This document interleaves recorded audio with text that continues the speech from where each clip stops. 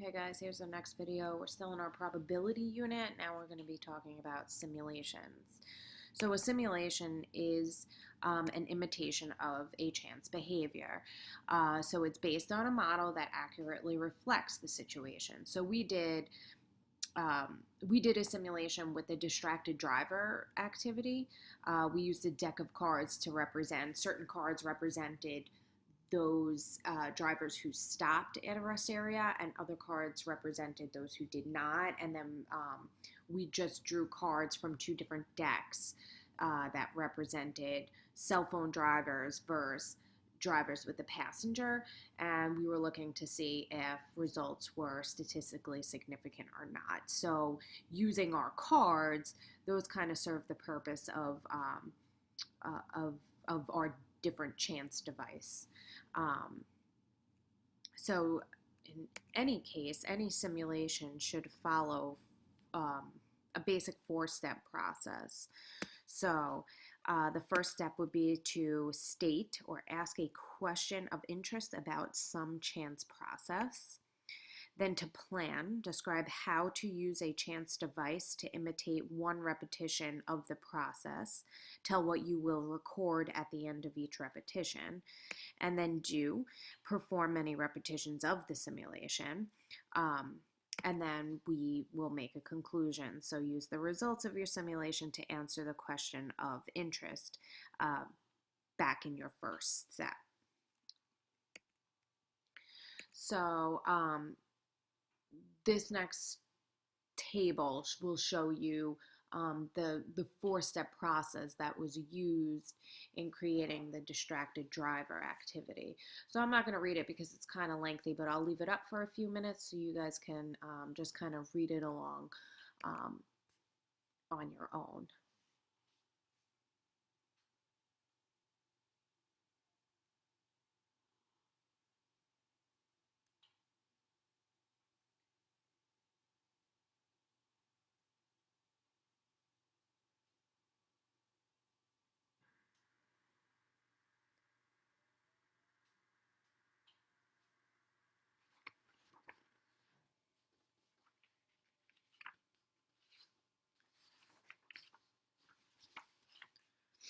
Okay, so if you need a little more time, you could just pause it.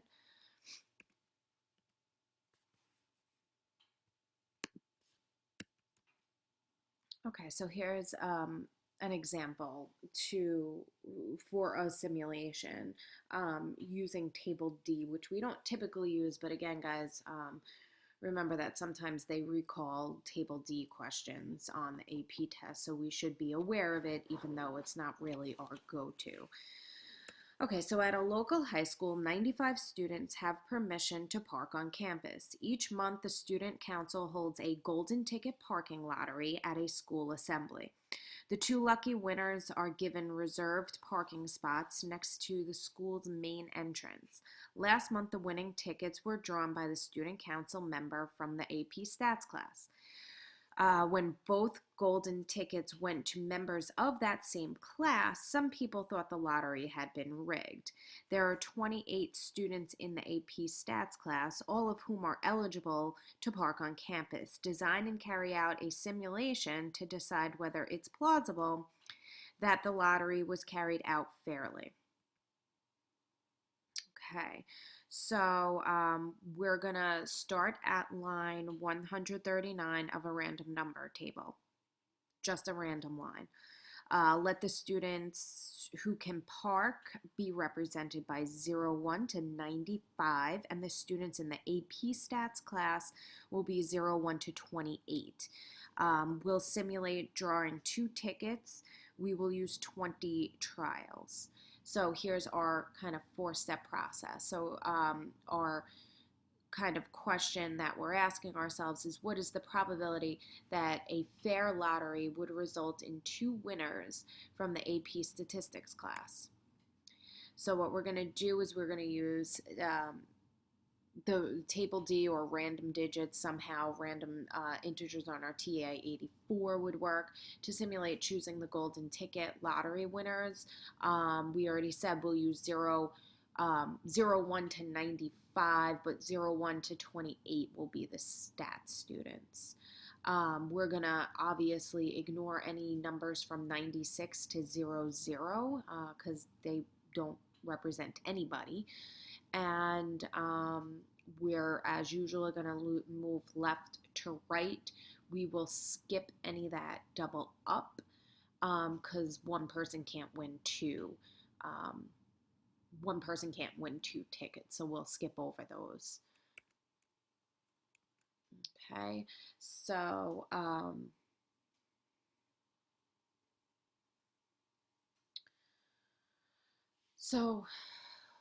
this is just kind of the work that we'll show to kind of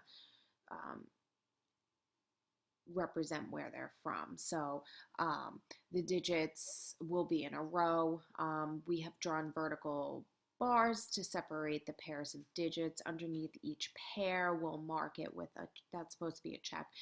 If the chosen student is in the AP Stats class, and X if the student is not in the class, and then we'll write skip if the number isn't between 1 to 95, or if the student was already selected. Okay, so here's line 139 in table D. Okay, so here's our first 10 repetitions going through it. So you could look at it happened once in repetition 10. So in the first 9 repetitions, the two winners have never both been from the AP Statistics class. But 9 isn't very many repetitions, so it's better that you continue. So going up to the 20 full repetitions, after 18 repetitions, there have been 3 times when both winners were in the AP Statistics class. So if we had kept on going for 32 more repetitions to bring our total to 50, we find 30 more no and 2 more yes results. All totaled, that's 5 yes and 45 no's. So in conclusion, our simulation of a fair lottery, both winners came from the AP Statistics class in 10% of the repetition. So about 1 in every 10 times the student council holds the golden ticket lottery, this will happen just by chance. It seems plausible that the lottery was conducted fairly. Okay, so now this would be a simulation now with technology. So in an attempt to increase sales, a breakfast cereal company decides to offer a NASCAR promotion.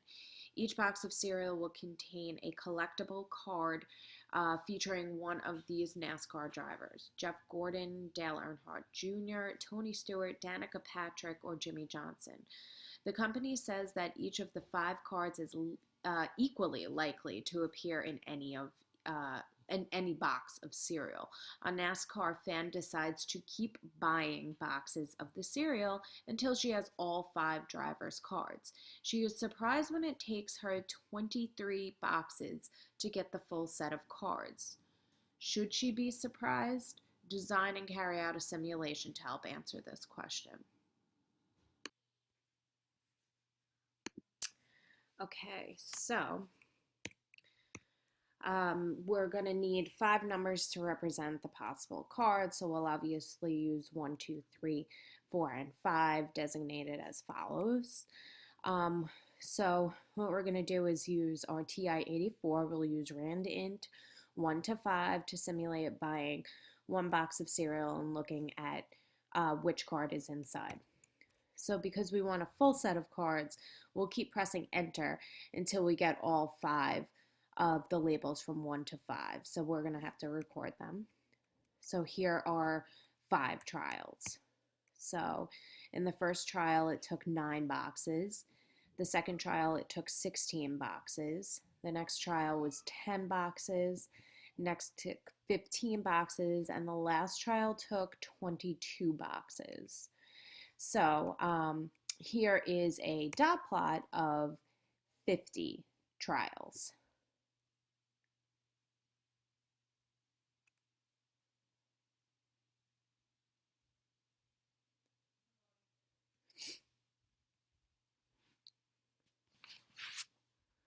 So,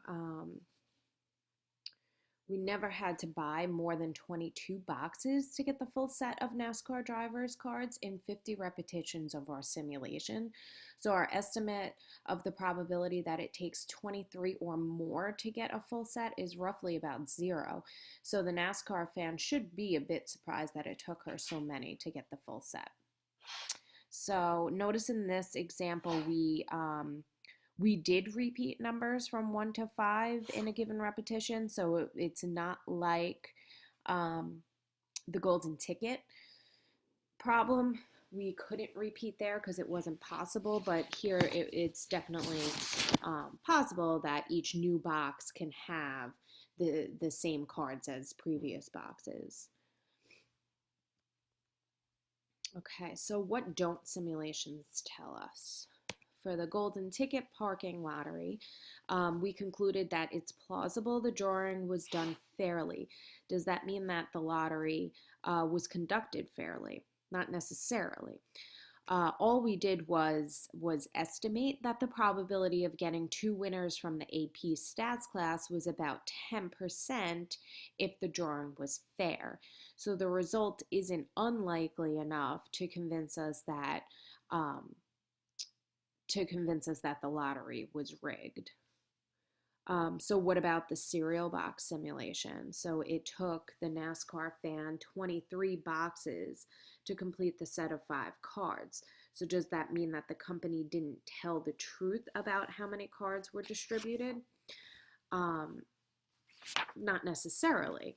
Our simulation says that it's very unlikely for someone to have to buy 23 boxes to get a full set if each card is equally likely to appear in a box of cereal.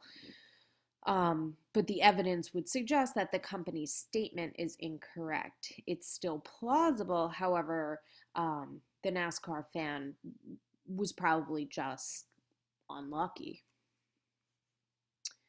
And that's it, guys. So we have our check our understanding. We have two questions. So here's the first one. I would pause your screen, give yourself a little bit of time to answer it, and then the next slide will have the answers on it.